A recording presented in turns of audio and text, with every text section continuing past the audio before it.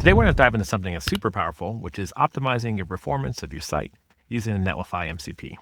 Now, this information is coming directly from the MCP cookbook, specifically for the Netlify performance. So check it out if you want to skip ahead. Now, within the terminal, I've got the Continuous CLI already running, and I'm going to switch my config to the Netlify Continuous AI. And also, just to point out, this is available on the hub. So if you wanted to use this local config and install it, all you have to do is just click and set up into either your personal or your organization. Excellent. So I've got a site that I've already got set up here in a local branch. And because I have the Netlify MCP server turned on, I could add a command, and now I can analyze my site's performance just through one command. Now, because I mentioned Netlify, it's going to be using Netlify tools specifically to analyze the performance of my site.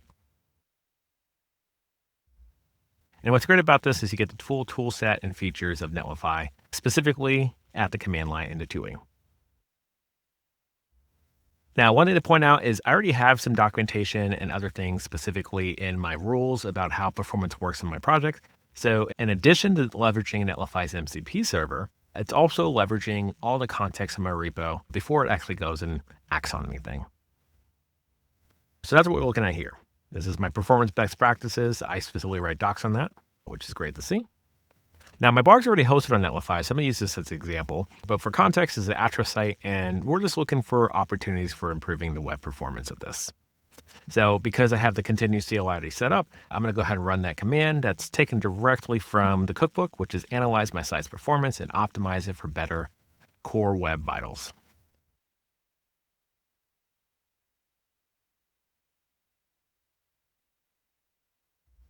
Now, first it's going to go through and read through my existing packets.json, but also check to see my existing Netlify setup. Now, if I didn't have Netlify set up already, it probably would recommend me to set up Netlify through a Netlify toml, which it already found. But now it's already responded back, sees that we're on an Atro site using Cloudinary, which is great because Cloudinary is already linked to Netlify. And we do cover this in the MCP cookbook. And now it's going to install some packages to help assist with measuring our site's performance.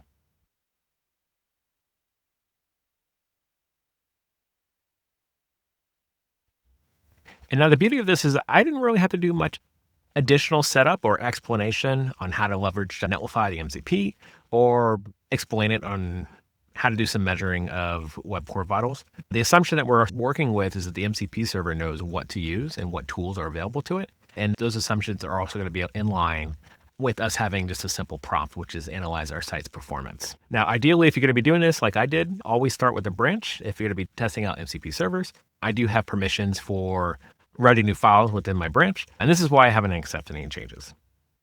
Now, and what's great about this is going to be setting up a performance GitHub action to run this continuously. And this is actually part of our continuous cookbook as well. So in addition to the Netlify MCP cookbook, it went ahead and read the cookbook itself local. So if you do run this local and if you do include the continue docs, and it's going to go ahead and read that MCP cookbook and go ahead and add things like our GitHub action here. Now, the one thing I want to point out is I ran this not in plan mode. I do recommend you, if you're going to test this out, run this in plan mode. You'll get a plan of action specifically on how to implement site metrics and web core vitals. But this is going to be the plan. So what it did is it installed a couple different dependencies specifically for Netlify to do leverage Astro and Vite to measure web vitals, but also it's created a couple Netlify functions for this deploy in a production environment. So I say all this because likely you probably want to do a plan mode before you want to implement a lot of these features. But because I've done this in a couple different apps, I went directly within write mode. And also accepted quite a bit of the permissions as well. But you can see already all the stuff that's actually completed in configuring GitHub Actions. Likely, I will start with a PR to stop and have a checkpoint for this work. But you can see here, we got some other things for optimizing and interacting with those responses. And what we have as the next steps is going to be optimizing the bundle size. So right off the bat, the summary, if you go down here, we can actually see that it's got a recommendation. So it's got a current status that it's went and analyzed our site with. So our bundle size is just under a meg, around 800 kilobits. And we have a budget, which has been recommended by Netlify to be 500 kilobytes. And this is mainly the recommendation for content heavy sites, which is our blog is. So we do have a 100% optimization score. So we do have a lighthouse score of 100, but we do have an opportunity to make our site smaller. And this will be super important for folks who may be in low bandwidth situations or as our site continues to add more and more content to it. So my next actions is deploying the Netlify. More than likely, I will take this information and go ahead and create a draft PR because I like looking all the code directly in a PR form. Because a lot of this I had the agent run and I didn't get to see every single line that was touched. It's great to do a PR view directly from GitHub. So I'll create a draft PR based on these changes. And then also have the PR recommend next steps. And then I say that because what I want to do is I want to take those next steps and create GitHub issues and have some follow-up remediation. But the beauty of this is I have a GitHub action that's going to be catching the current web core vitals and a production environment that will run every time I open a PR and everything, it gets merged into main. So what I've done, I've mitigated I have a path to remediation if I ever get in a place that my site specifically requires improvements in my web performance. So I'll go ahead and create an auto mode because I want to be able to have this PR open up, and I'll show you the next thing. So I did get the agent to go ahead and open up a PR. It also included some documentation on next steps, but also included what's included in this phase plan. So first thing I'll do is I'll show you the PR. So what we have here is our draft PR, and it includes all the information that we had talked through about our setup of performance. I particularly already have a docs folder. So usually a lot of the sort of major changes, I do have a docs folder to keep track of changes in case I need some remediation or some follow-ups.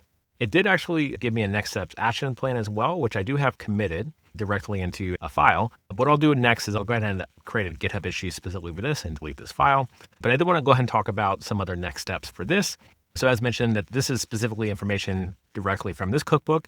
If you got any sort of value from this, I did want to point out that, or if there's anything missing, I do recommend if anybody wants to suggest edits, please contribute back to this cookbook if there's anything that we should add or remove or keep up to date. Next step I end up doing is I do walk through setting up testing specifically for performance. So as I make changes, I want to see how these changes are affecting user experiences on my blog. So I did want to point through that we just went through step 1 of just capturing our baseline. But if you're interested, you can go to step 2, step 3, and then also wanted to point out that we did create a GitHub action specifically for this performance check. But this is a Netlify cookbook. I'll be showing some other videos. And if you're interested, we do have other cookbooks here, specifically focused on things like post-hoc, continues, docs. And there you have it. This is the complete performance optimization in Netlify. Using the Netlify cookbook and the Continuous CLI, we've got a complete Netlify performance optimization workflow.